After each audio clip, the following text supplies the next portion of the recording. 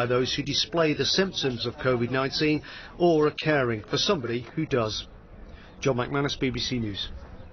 Well, let's hear now from Niall Dickson, who represents the whole range of organisations that commission and provide NHS care through the NHS Confederation. Niall Dickson, thank you for joining us. What is your assessment of the situation today? Well, I think there's going to be real anxiety in the health service over this weekend. We understand that there is now some hope that we may be able to get through the next couple of days. There were certainly huge amounts of nervousness at the end of the week, as it were, that there might be shortages in the NHS, particularly around this question of gowns, which are used in places like intensive care, where there's a very high level of viral load and where people are doing really quite difficult procedures where there is a risk of them getting in touch with droplets of the virus. But even if we are in a slightly better position as of this morning than we were, say, 48 to 72 hours ago, the reality is that we could still face the problem in a few days' time, because the whole thing is working very much on a hand-to-mouth basis. And certainly all the members I've talked to have been talking about, well, we've got enough supplies until 11 o'clock tomorrow, or we didn't quite get the numbers that we thought we would get in. And I think that is reflected at the national level as well. So they're getting stuff that is being sent predominantly from China, which has started producing again, but they're not always getting the numbers or the types of things that they thought they were going to get. So I think it may ease by May, but that's not much comfort. I think there'll be a lot of concern among professional staff in the NHS over the next few days. And of course, the danger is that there's a further kind of loss of confidence in what they're being provided with. Yes, discomfort and one imagines anger. I mean, why are we reliant on China? I mean, China's just been through the first stage of the pandemic for January and February. Why on earth were we reliant on supplies from there?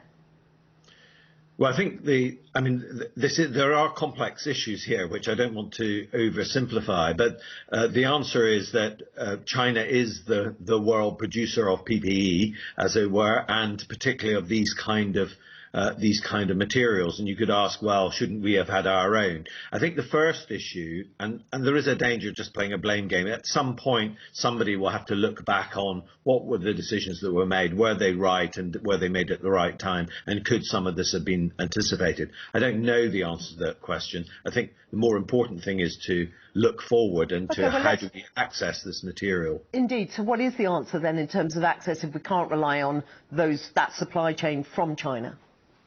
Well, I think that we will get a lot more from China, and I think that is they are gearing up and they have started to produce a lot more than they have done before. But as the Health Secretary has pointed out, there's a great deal of competition around the world, obviously, because we're not the only country that is facing this degree of shortage. Part of our problem has been that we've relied on a pandemic flu stockpile. So we had big stockpiles of PPE for pandemic flu, but gowns are not needed in anything like the numbers that they're needed for COVID than they are for pandemic flu.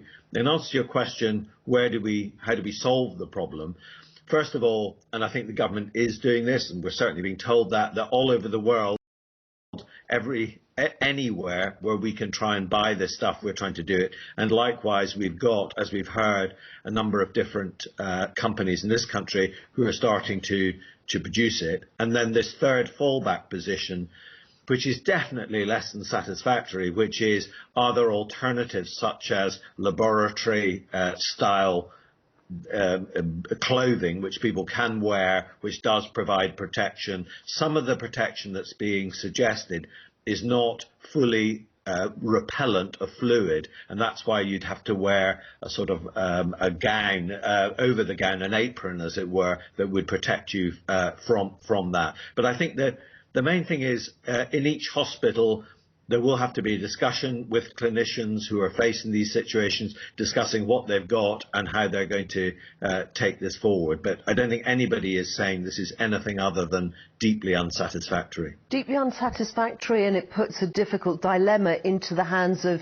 every frontline health worker. We've been hearing from the unions that their members could refuse to work this weekend if PPE is unavailable. What would be your message to somebody who's going into work in a hospital in a risky environment, potentially dealing with COVID patients, who is not being given the equipment that they feel they need to protect themselves? What should they do? Well, I think there needs to be a discussion within each institution about the situation they're in. I think it's absolutely reasonable that each individual member of staff has to make an assessment about what they are being given and the degree of risk which is attached to that. Now, PPE is not, of course, the only way in which people protect themselves. It's one absolutely vital part of it. But things like washing your hands, making sure that procedures are carried out in the right way, there are all these other things which are also important. So I think it has to be a discussion which is made. I don't see anybody being forced, in inverted commas, to do this. But of course, please do, I think we would say to everybody, to look at the guidance. We think the government was right to issue this guidance so that there was clarity about what to do if there is not sufficient supply of these gowns and indeed other PPE. But I think the discussion has to be at each individual level, and obviously each individual member of staff will have to make their own decision. In general, of course, members of staff put themselves at risk anyway in relation to this. They will have to make a judgment about, does this put me at any more risk? I suppose I don't know, it is much comfort, but this is emergency guidance which has not just been invented by Public Health England. It is guidance that is supported by the World Health Organization and the Communicable Diseases outfit in the States. But it is meant for emergencies, and that's where we're at. We're in an emergency in this situation at the moment. I sincerely hope that over the next couple of days we're not in a position where staff are having to do that. And I think there is hope that that may not happen, but I still remain concerned, even if we get over this weekend, that there will be problems in the next 2 or 3 weeks. I think after that, it may get easier.